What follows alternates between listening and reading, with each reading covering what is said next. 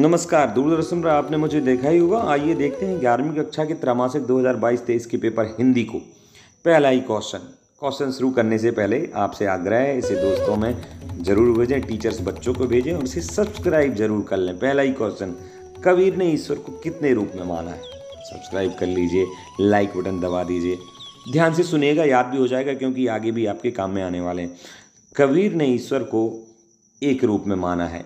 एक रूप में मानने में उन्होंने तर्क भी दिए हैं कि हवा एक है, सूरज का प्रकाश एक है, ऐसे ही ईश्वर भी एक है, हवा भी प्राण है एक तरह से। इस तरीके से उन्होंने ईश्वर को एक रूप माना है। रमणीयार्थ प्रतिपादक शब्द काव्यम, ये परिभाषा किसने दी है? तो आचार्य विश्वनाथ ने दी है, रसात्मक वाक्य काव्य हैं। पंडित राज जगन्नाथ ने दी है यही परिभाषा, रमणीयार्थ प्रतिपादक। मम्मट ने दी है तद्दोष शब्दार्थ सगुण अलंकृति पुनः काव्यम। तो इसका आंसर हो जाएगा पंडित राज जगन्नाथ। इनका पूरा नाम पंडित राज जगन्नाथ है। नमक का दरोगा कहानी का प्रकाशन वर्ष है। पहले तो ये समझ लें, नमक के दरोगा के लेखक हैं मुंशी प्रेमचंद। कहानी सम्राट, उपन्यास सम्राट, 1914 में ये इसका प्रकाशन हुआ था। फूले ना समाना मुहावरे का अर्थ क्या है? ऐसे खुश होना, भूल जाना नहीं, अत्यंत खुश होना इसका अर्थ है। अगला क्वेश्चन लता के स्वरों में है। लता के स्वरों में क्या है? पवित्रता, निर्मलता, पवित्रता, गानपन, मीठापन। एक तरह से इसके सारे ही आंसर सही हैं, पर निर्मलता इसको आंसर में पुस्तक की अपेक्षा से है। अगला क्वेश्चन, किस सामग्री से उसकी अशुद्धियों को दूर करके उसे कठिन बनाना कहलाता है? किसी सामग्री से उसकी अशुद्धियों को दूर करके उसे पठनीय बनाना कहलाता है। अशुद्धियों को दूर करना और उसे पढ़ने लायक बनाना, उसका संपादन करना कहलाता है। पत्रकारिता में तो खबरों को लिया दिया जाता है, पटकथा में कहानी को रचा जाता है, पर अशुद्धि को दूर करा, जैसे किसी ने पत्रकारिता के लिए न्यूज़ लिखी तो उसकी अशुद्धि को दूर किया और उसको पेपर की शेप में फोटो साइड डालना, ये सब संपादन से संबंधित कार्य, संपादन की परिभाषा हो गई एक तरह से। अब देखते हैं हम लोग खालिस्तान। पहला खालिस्तान, कबीर भक्ति काल की खालिस्तान धारा के कवि हैं, तो कबीर निर्गुण धारा के कवि हैं। ध्यान रखिएगा, निर्गुण धारा के कवि हैं। मीरा की भाषा खालिस्तान है, बुंदेली या राजस्थानी? तो वो मीरा राजस्थान की ही हैं, उदयपुर से संबंधित राजस्थानी रहेगी। अगला क्वेश्चन, प्रबंध काव्य के अंतर्गत खालिस्तान प्रबंध काव्य के अंतर्गत क्या है? तो प्रबंध काव्य के अंतर्गत साकेत है, बहुत बड़ा काव्य है। आगे, मियां नसरुद्दीन अखबार बनाने वाले और पढ़ने वालों को खालिस्तान समझते थे। तो मियां नसरुद्दीन अखबार बनाने वालों और अखबार वालों को निठल्ला समझते थे। अच्छा अनुच्छेद लिखना एक क्या है? तो एक लेखन कौशल है, एक वाचन। तो लेखन कौशल है, स्पष्ट है। शास्त्रीय गायन की महफिल 3 घंटे चली है, 3 मिनट की होती है, तो वो 3 घंटे की होती है। 3 मिनट में तो स्टार्ट ही नहीं हो पाता शास्त्रीय गायन। हिंदी का पहला साप्ताहिक पत्र उदंत मार्तंड, पढ़ना उदंत मार्तंड, ये पहला साप्ताहिक अखबार था हिंदी का। प्रश्न नंबर 3, जोड़ियां मिलानी है। पहला ही क्वेश्चन देखते हैं, हम तो एक एक करी जाना कैसे बनेगी? ये कबीरदास जी से संबंधित है। दूसरा क्वेश्चन, सर्ग में बंधी रचना क्या कहलाती है? सर्गबंधो महाकाव्य, बिल्कुल सामने ही जोड़ी बना दीजिए। साहित्य दर्पण में पंडित विश्वनाथ ने कहा है सर्गबंधो महाकाव्यम। अगला, अपू के साथ 2.5 साल, अपू के साथ 2.5 साल, इसी से सत्यजीत राय से बना दीजिए इनको। अगला, किसी विचार या भाव के बारे में लिखना। किसी विचार या भाव के बारे में लिखना, तो भाव से संबंधित है, भाव पल्लवन हो गया। अगला प्रश्न, राजस्थान की रजत बूंदें, ये राजस्थान की रजत बूंदें किससे मिलाएंगे भाई? राजस्थान की रजत बूंदें, भाव पल्लवन महाकाव्य सज्जित कबीर अनुपम मिश्र से इसकी जोड़ी बन रही है। अगला, जनसंचार का अंग्रेजी पर्याय है। बिल्कुल नॉर्मल सा मास कम्युनिकेशन, कम्युनिकेट करना मीनिंग ही है। देखते हैं प्रश्न नंबर 4, एक वाक्य में उत्तर देना। जगत क्या देखकर मोहित हो रहा है? तो जगत माया देखकर मोहित हो रहा है, मतलब माया जो प्रकृति, उसकी शोभा, उसके आकर्षण को देखकर मोहित हो रहा है। अगला प्रश्न है, अनुभव कितने प्रकार के होते हैं? तो अनुभव 5 प्रकार के भी हैं, पर मूलतः 4 प्रकार के भी हैं। कई बार फिर 5 प्रकार की भी चर्चा हो जाती है। तालीम की तालीम बड़ी चीज़ है, यह कथन किसका है? तो मियां नसरुद्दीन, यानी तालीम शिक्षा कह सकते हैं एक तरह से, उसकी भी शिक्षा, एक तरह से आचरण में लाना उसे। ये डायलॉग मियां नसरुद्दीन जी का था। बंशीधर ने किससे बैर मोल ले लिया था? बंशीधर के पिता समझाते थे कि ऐसे कमाओ, पर वो बुरे तरीके से कमाना नहीं चाहते थे, तो ऐसा माना जाता है तो बंशीधर ने लक्ष्मी से बैर मोल ले लिया था। अगला, वो क्योंकि इलीगल तरीके से पैसा नहीं लेते थे। विज्ञापन लेखन के समय ध्यान रखी जाने वाली कोई एक सावधानी लिखना है। तो विज्ञापन लेखन के समय बहुत सारी सावधानियाँ, यानी कम शब्दों में हो, आकर्षक हो, और अपनी जिस बात का आप विज्ञापन दे रहे हैं, जिस वस्तु का, वो स्पष्ट समझ में आना चाहिए, उसकी लाभ। बाईं और मध्य में विज्ञप्ति वस्तु के गुणों और उल्लेख जरूर करना चाहिए, गुणों का उल्लेख करना चाहिए विज्ञप्ति वस्तु के। अगला, लता मंगेशकर की लोकप्रियता का मुख्य कारण, मुख्य मर्म क्या है? मुख्य मर्म है गायन में निर्मलता और गायन। लोकप्रियता का मुख्य मर्म है उनका गायन। क्यों लोकप्रिय है वो? गायन उनके, इन्होंने गानपन या गायने की बात। भारतीय टेलीविज़न को दूरदर्शन कब नाम दिया गया? तो 1976 में नाम दिया गया था।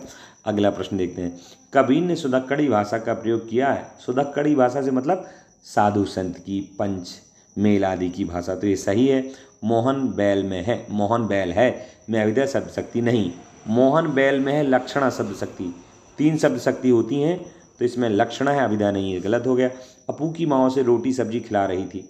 अपू की माँ रोटी सब्जी खिला रही थी, ये सही है या गलत है? तो अपू की माँ भात खिला रही थी, रोटी सब्जी नहीं, तो ये गलत हो गया।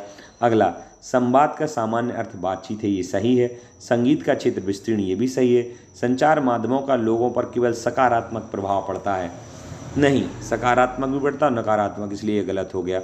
अब हम बात करते हैं प्रश्न नंबर 6 की, प्रगतिवादी कविता की विशेषताएं लिखिए। तो प्रगतिवादी कविताओं में नारी की समानता की बात होती है, अनीश्वरवादी दर्शन है, यानी इसमें अनीश्वरवादिता है, शोषकों के प्रति विद्रोह है, और गरीबों के प्रति सहानुभूति की बात है। किसमें? प्रगतिवाद में, यानी एक तरह से समानता की बात है इसमें। और प्रयोगवादी कविता की विशेषताएं क्या है? तो प्रयोगवादी कविता में मुक्तक छंद है मूलतः, तो ये समझ लीजिएगा। अहम भाव, बुद्धि की बात है, और निराशावाद से एक तरह से ओह है ये, और व्यंग्यवाद की इसमें बात है। प्रेम भावना का खुला चित्रण है प्रयोगवाद में। अगला क्वेश्चन देखते हैं, कबीर की दृष्टि में ईश्वर एक है, ठीक है, बिल्कुल एक है। इसके समर्थन में उन्होंने क्या तर्क दिए? यही तर्क दिए कि जैसे जल एक है जिससे प्यास बुझती और कुछ भी नहीं है, हवा एक है जो हम प्राणवायु के रूप में लेते हैं, वैसे ही प्रकाश भी एक है, ऐसे ही ईश्वर भी एक है। इसके समर्थन में उन्होंने यही तर्क दिए हैं। मायके से आई बहन के लिए कवि भवानी प्रसाद मिश्र ने के घर को परिताप का घर क्यों कहा? मायके से आई बहन के लिए कवि भवानी प्रसाद मिश्र ने तो घर को परिताप का घर क्यों कहा? क्योंकि जो बहन थी उसके 4 भाई थे, और 4 भाइयों में एक भाई को जेल हो गई। अब जेल हो गई, और जब वो रक्षाबंधन पर घर आए तो 3 भाइयों को राखी बांधी और एक भाई को नहीं बांधी, तो उसको दुख हुआ, और इसीलिए उस घर को परिताप का घर, दुख का घर कहा। अगला क्वेश्चन बड़ा इंटरेस्टिंग है, दृष्टांत अलंकार की परिभाषा लिखना है। दृष्टांत अलंकार को समझते हैं। वैसे अलंकार जब भी हम पढ़ें तो आपको 4 चीज़ें ध्यान देनी है, उपमेय, उपमान, साधारण धर्म और वाचक शब्द, ठीक है। जैसे उसका मुख चंद्रमा के समान सुंदर है, यहाँ पर चंद्रमा हो गया मुख, चंद्रमा हो गया उपमान, मुख हो गया उपमेय, और समान हो गया ये वाचक शब्द, और साधारण धर्म हो गया सुंदर। ये तो नॉर्मल अलंकार है, में 4 धर्म होते हैं, 4 तत्व होते हैं। अब दृष्टांत अलंकार क्या? दृष्टांत अलंकार यूँ समझ लीजिए उदाहरण ही है, जहाँ पर उपमेय और उपमान का जो साधारण धर्म है, यानी 2, एक हो गया उपमान और एक हो गया उपमेय, इन दोनों में जो साधारण धर्म है उसका बिंब प्रतिबिंब भाव बताएं। यानी ये इसमें है तो इसमें है। उदाहरण के तौर पर उपमा में और इसमें ये अंतर कि उपमा में तुलना की जाती है, सादृश्यता दिखाई जाती है, इसमें सादृश्यता नहीं होती है। जैसे उदाहरण के लिए कहा कि वो है मट औंधे मुंह के समान है, या हमारा जीवन मटके के समान, मिट्टी के समान क्षणभंगुर है। अब मिट्टी में और हम में कोई सादृश्यता या तुलना नहीं है, बस यही कहें जैसे मिट्टी क्षणभंगुर होती है, सस्ती है, ऐसे हमारा जीवन भी क्षणभंगुर है। एक तरह से मिट्टी का मटका जो है क्षणभंगुर है, कभी भी टूट सकता है, ऐसे हमारा जीवन है। तो यहाँ उपमा नहीं है, क्योंकि न सादृश्यता है न कोई समानता है, ठीक है। परंतु उदाहरण के तौर पर एक साधारण धर्म जो है कि ये भी क्षणभंगुर है हमारा जीवन, मटका भी क्षणभंगुर है, तो साधारण धर्म के आधार पर बिंब प्रतिबिंब भाव कर देना, तो ये दृष्टांत कहलाता है। वक्रोक्ति अलंकार क्या कहलाता है? वक्रोक्ति अलंकार, वक्र इसमें शब्द है, वक्र यानी टेढ़ा, तो टेढ़ा मेढ़ी बात करना, घुमा फिरा करके बात करना वक्रोक्ति अलंकार कहा जाता है, सीधा सीधा इसमें नहीं कहा जाता। विभाव किसे कहते हैं, ये प्रश्न आया तो विभाव कहते हैं जो स्थायी भाव हैं, 9 रसों के 9 स्थायी भाव हो जाएंगे। तो स्थायी भाव का मूल कारण जो है उसे हम विभाव कहेंगे। क्या मतलब, जैसे मेरे अंदर वीरता के भाव आए तो वो मेरे अंदर आए ना, तो मैं विभाव हो गया। विभाव भी 2 प्रकार का है, आलंबन और उद्दीपन विभाव। आलंबन विभाव और उद्दीपन विभाव। तो मेरे अंदर वीरता, वीर रस आया तो उसका वीरता का आलंबन जो है वो मैं स्वयं हो गया, और उद्दीपन हुआ कि आसपास का माहौल देखा, मेरे अंदर उत्साह आया, तो जो उत्साह नाम का स्थायी भाव आया उससे वीर रस बना। तो विभाव किसे कहा, विभाव कहा स्थायी जो भाव है, यानी वीर रस का उत्साह स्थायी भाव हो गया। तो स्थायी भाव का मूल जो कारण है वह कहलाता है विभाव। उदाहरण से देखते हैं, विभाव के मूलतः 2 भेद हैं, आलंबन और उद्दीपन। तो मैंने आसपास का माहौल देखा और मेरे अंदर उत्साह आ गया, तो ये जो माहौल देखा वो हो गया उद्दीपन, और जिसमें ये उत्साह आया वो हो गया आलंबन, एक तरह से आधार। और ये दोनों क्या कहलाते हैं, विभाव। ये किसके आधार हैं, ये स्थायी भाव के आधार हैं। स्थायी भाव के मूल कारण को विभाव कहा है, ये ध्यान रखना है। अगला प्रश्न, शब्द शक्ति से क्या तात्पर्य है। शब्द शक्ति से तात्पर्य यानी कोई भी शब्द है, उस शब्द की अलग अलग परिप्रेक्ष्य में अलग अलग अर्थ होते हैं। अब किस समय उसका किस तरीके से अर्थ निकाला जा रहा है, ये उसकी शब्द शक्ति। जैसे अभिधा शब्द शक्ति है तो जैसा बोला जाएगा वैसा ही अर्थ निकलेगा। जैसे मैंने बैल को देखकर बोला यह बैल है, तो ये अभिधा शब्द शक्ति हो गई। परंतु मैंने आदमी को देखकर बोला कि यह बैल है, तो अब यहाँ पर अर्थ नहीं निकल रहा, क्योंकि वो तो आदमी है और आप उसे बोल रहे हैं बैल है, तो यहाँ पर सीधा अर्थ नहीं निकल रहा है। उस आदमी को बैल कहने का मतलब यह सीधा आदमी है, तो ये कुछ और अर्थ निकल रहा है, जबकि शब्द वही है, वह बैल ही है, पर स्थान, माहौल आदि के कारण से अर्थ बदल जाता है, तो ये शब्द की शक्ति बदल जाती है। ये 3 प्रकार की हैं, अभिधा शक्ति, लक्षणा शब्द शक्ति और व्यंजना शब्द शक्ति। इन तीनों की परिभाषा लिख सकते हैं। तो अभिधा सीधा अर्थ बताती है, और जहाँ मुख्य अर्थ बाद हो जाए वहाँ पर व्यंजना शब्द शक्ति, लक्षणा शब्द शक्ति होती है, और कोई अन्य अर्थ निकले वो व्यंजना शब्द शक्ति कहलाती है। भारतेंदु युग के गद्य की 2 विशेषताएं लिखिए। तो भारतेंदु युग की तत्सम शब्दों से युक्त रचनाएं होती थी, मतलब संस्कृत निष्ठ शब्दों का प्रयोग ये बहुत करते थे।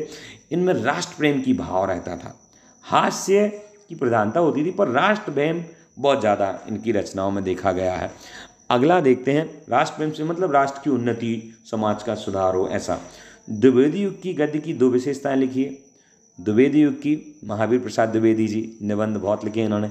तो द्विवेदी युग की 2 विशेषताएं गद्य की, राष्ट्रीयता की भावना और मानववाद, खड़ी बोली की प्रतिष्ठा संबंधित बात करते थे। वाल मुकुंद गुप्त ने देश को अभागे भारत क्यों कहा। ऐसा कभी जिसने अपने देश को अभागे भारत कह दिया, क्यों कहा। ये आज़ादी के पहले की बात है, लगभग यूँ कहें 1899 19वीं शताब्दी की बात है। 1899 से लेकर 1905 तक लॉर्ड कर्जन थे। लॉर्ड कर्जन ने बंगाल विभाजन 1905 में किया, तो इससे संबंधित भारतीयों को ये बंगाल का विभाजन भारत से पसंद नहीं आया। तो बाल मुकुंद गुप्त ने फिर एक लिखा और उस रचना को अपनी अभागी भारत नाम दिया। नमक का दरोगा जो है कहानी, उस कौन सा पात्र सर्वाधिक प्रभावित करता है। नमक का दरोगा जो है उसमें एक बंसीधर का पात्र है, जो एक ईमानदार, कर्तव्यनिष्ठ, सत्यनिष्ठ व्यक्ति हैं, तो वो उनका पात्र बहुत प्रभावित करता है। बहुत जगह उनको रिश्वत या गलत तरीके से पैसे कमाने के उपाय या प्रोत्साहन मिलता है, पर वो नहीं करते, तो वो बहुत प्रभावित करता है। अगला प्रश्न, विज्ञापन लेखन की कला के बारे में लिखिए। तो विज्ञापन में जो विज्ञापित वस्तु होती है उसके गुणों को दाईं या बाईं ओर स्पष्ट अक्षरों में लिखना चाहिए। विज्ञापन कम शब्दों में हो और सारभूत गागर में सागर भरने वाली जैसी बात हो। सार संक्षेपण, वही कम शब्दों में पूरी बात कहना सार संक्षेपण कहलाता है। संवाद लेखन के समय ध्यान देने योग्य बात, संवाद लेखन के समय बात ऐसी होनी चाहिए कि स्पष्ट हो, संवाद का एक दूसरी की बातों से संबंध हो, ये बात होनी चाहिए। और अगर संवाद में रोचकता दिखानी है तो उस भाषा से संबंधित मुहावरों का प्रयोग हो। सरल भाषा का प्रयोग हो, बोलचाल की भाषा का प्रयोग हो, ये संवाद में होना चाहिए। अनुच्छेद लेखन के समय ध्यान देने योग्य बातें। अनुच्छेद लेखन के समय जो भी हम विचार लिख रहे हैं उनमें लयबद्धता हो। लयबद्धता से मतलब गीत नहीं, क्रमबद्धता, निरंतरता हो और एक बात से संबंधित दूसरी बात हो। जो भी हम लिख रहे हैं वो उसी से अनुकूल हो, बात यहाँ वहाँ ना जाए। अनुच्छेद लेखन में उदाहरण आदि नहीं होते हैं। अनुच्छेद लेखन में काव्य की सरसता, अलंकार आदि का भी प्रयोग नहीं होता बहुत ज़्यादा। यहाँ पर बात सेंटर्ड होती, केंद्रित होती है। अगला, शास्त्रीय संगीत और चित्रपट संगीत में अंतर है। तो शास्त्रीय संगीत तो देर तक चलता है, यह बहुत मुख्य और गंभीर संगीत है और ये 2-5 मिनट का नहीं रहता है। ये सिद्धहस्त लोग ही इसका बहुत अच्छे से प्रयोग करते हैं। चित्रपट संगीत कम समय के लिए होता है और यह इसमें बहुत अधिक समय नहीं लगाना पड़ता है, नॉर्मली इसे समझ सकते हैं। चित्रपट संगीत को वो लोग एंजॉय करते हैं जो संगीत को बहुत ज़्यादा नहीं जानते हैं, पर संगीत के जानकार, संगीत से प्रेम करने वाले लोग शास्त्रीय संगीत को पसंद करते हैं। लता मंगेशकर की भारतीय गायिकाओं में बेजोड़ क्यों कही गई हैं, उनको बेजोड़ क्यों कहा गया है, तो ये आप अपने मन से लिखिएगा। संचार माध्यमों के महत्वपूर्ण उद्देश्य, ये भी मन से लिखिएगा, बहुत बड़ा प्रश्न नहीं है। माध्यमों के खतरों के बारे में लिखिए, दुरुपयोग होना, ये सारी चीज़ें हैं। भवानी प्रसाद मिश्र की अथवा कबीर काव्यगत परिचय निम्न बिंदुओं में देना है। अगर हम भवानी प्रसाद मिश्र की बात करें तो इनकी रचनाएं हैं जैसे सन्नाटा, गीत फरोश, ये गांधीवादी कवि थे और इनकी नई कविता के ये एक तरह से जनक कहे जाते हैं। 1950 के बाद जो कविताएं लिखी गई, नई कविता, और यूँ कहें आधुनिक गांधी इन्हीं को ही कहा जाता है, भवानी प्रसाद मिश्र जी को। साहित्य में इनका स्थान श्रेष्ठ है। नई कविता के एक तरह से प्रभाग हैं, इन्हीं से शुरू हुई थी। और भाव पक्ष में इनकी रचनाओं में निर्मल सरसता होती है। आधुनिकता ऐसी नहीं है कि आधुनिकता है, मतलब गांधीवादी विचार, समाज की उन्नति और एकता के विचार इनकी रचनाओं में मिलते हैं। किनकी? भवानी प्रसाद मिश्र। अब अगर हम कबीर की बात आ जाए तो कबीर तो बहुत बहुत पुराने कवि हैं। कबीर चूँकि एक मार्गी हैं, ईश्वर को एक मानते थे, इनकी एक ही रचना है बीजक, ठीक है, और निर्गुण भक्ति धारा के ज्ञान मार्गी कवि हैं, कृष्ण ज्ञान मार्गी शाखा के कबीर कवि हैं। इस प्रकार से इन दोनों का परिचय हुआ। अगर मैं क्वेश्चन 17 की बात करूं तो आपको प्रेमचंद अथवा कृष्णा सोबती की साहित्यिक विशेषताओं की बात करना है। तो प्रेमचंद यूपी और कृष्णा सोबती दिल्ली। अब बात करेंगे इनके बारे में। प्रेमचंद की अगर रचनाओं की बात करें तो गोदान, गबन, कर्मभूमि, कफन, ईदगाह, पंच परमेश्वर, बड़े घर की बेटी, पूस की रात, नमक का दरोगा, कितनी सारी प्रेमचंद जी की रचनाएं हैं। और अगर इनकी भाषा शैली की बात कहें तो मूलतः ये उर्दू भाषा के लेखक थे, बाद में ये हिंदी के लेखक बने। इनकी भाषा तत्सम तद्भव दोनों का प्रयोग होता था और बड़ी ही सरसता, निरंतरता, भाव प्रवणता, लोगों को बनाए रखना और भावों को कैसे कहानी में डालना है, और बड़ी ही समाज से संबंधित, समाज से जुड़ी हुई समस्याओं से संबंधित इनकी कहानियाँ होती थीं, उपन्यास इनके होते थे। इनको कहानी सम्राट और उपन्यास सम्राट भी कहा जाता है प्रेमचंद जी को। अब अगर मैं कृष्णा सोबती की बात करूं तो कृष्णा सोबती की भी इनसे तो बहुत बात की है कृष्णा सोबती जी, जैसे जिंदगी नामा, हम हसमत, ए लड़की इनकी रचना है। ए लड़की कृष्णा सोबती की रचना ही की नाम है और कश्मीरी मूल रूप से है एक तरह से। और भाषा में उर्दू का भी बोलबाला, उर्दू का भी इनकी हिंदी की रचना में उर्दू के शब्दों का भी प्रयोग बहुत मिला है। 18 नंबर का प्रश्न है, निम्नलिखित विषयों में किसी एक विषय के भाव पल्लवन कीजिए। साहित्य समाज का दर्पण है, तो जिस समाज का जैसा साहित्य होता है वैसा ही समाज होता है। वो साहित्य को पढ़ करके हम उस समय की या उस क्षेत्र की समाज को समझ सकते हैं कि इस क्षेत्र की समाज कैसी है। तो ये साहित्य समाज का दर्पण हो गया।